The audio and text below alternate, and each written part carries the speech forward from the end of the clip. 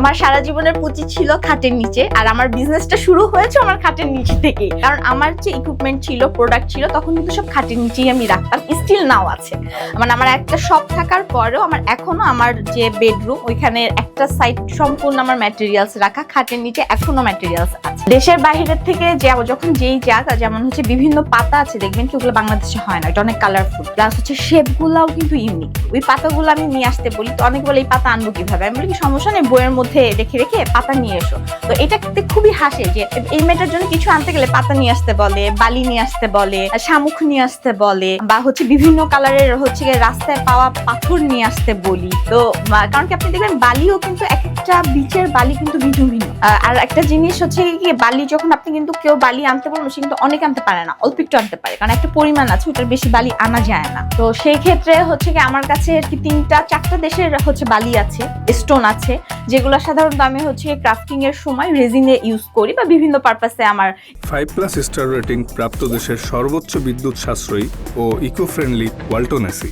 Walton air conditioner, smart comfort এখন next লেভেলে।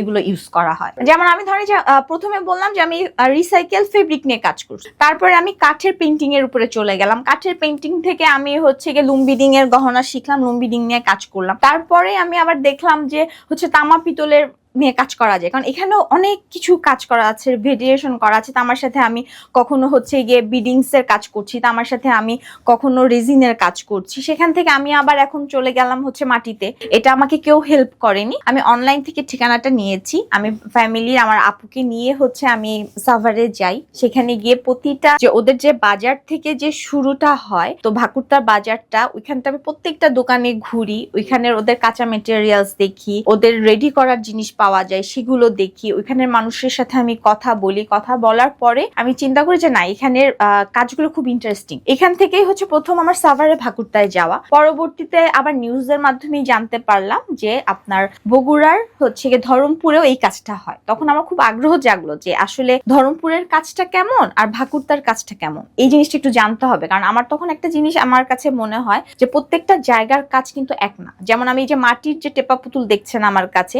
এটা কিন্তু প্রত্যেকটা জায়গার মাটির টেপা পুতুলের কাছে এক না। আসলে ক্রাফটিং এর সেক্টরটা অনেক বিশাল।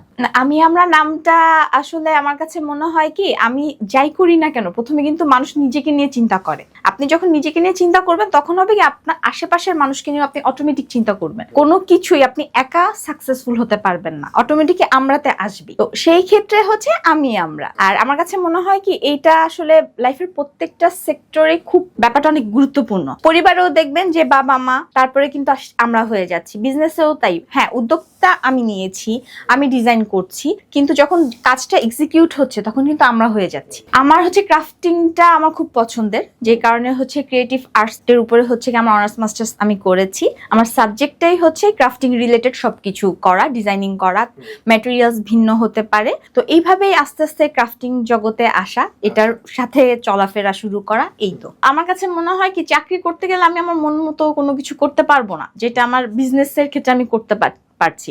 যেমন আমি বিজনেসটা যখন শুরু করি, তখন হচ্ছে রিসাইকেল প্রোডাক্ট দিয়ে শুরু করি, আশেপাশের কাপড় দিয়ে। কারণ আমার পুঁজি ছিল খুবই কম, 1500 টাকা মাত্র। ওই 1500 টাকা আমার জমানো ছিল। তো ওই 1500 টাকা দিয়ে যতটুকু আমি জিনিস কিনতে পারতাম, সেটা কিন্তু সম্পূর্ণ একটা বিজনেস রান করা সম্ভব না।